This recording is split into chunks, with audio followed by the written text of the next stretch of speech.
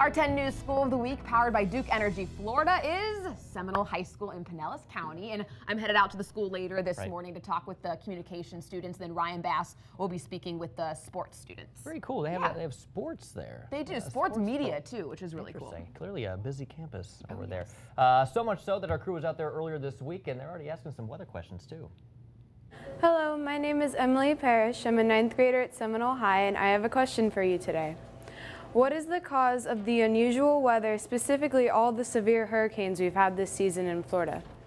It's been a tough hurricane season, hasn't it? I mean, it's over now, but certainly it was a tough season, so much so that we had well above normal amount of storms. We had 17 named storms, 10 hurricanes, and 6 major hurricanes. Typically, we average 2 major hurricanes. So what were the causes? Well, we went into it knowing that we were probably going to have an active season, and one of those is because we didn't have a lot of wind shear in the atmosphere. When you're in a neutral phase of El Nino to tending to a La Nina, you don't have what we have called that wind shear with minimal change in wind speed or direction with height. And the reason that's important is because when you have a little amount of wind shear, the thunderstorms with developing hurricanes or tropical systems are allowed to strengthen and build. If you had wind shear, then it would cut the tops off of those storms, and it would be harder for these storms to develop. So we knew that we were going to have low amounts of wind shear, but also the warmer water in the Atlantic really fueled a lot of these storms. You need at least 80 degrees for that water to be at least 80 degrees for these hurricanes to form. So when you have the warm water, which we had,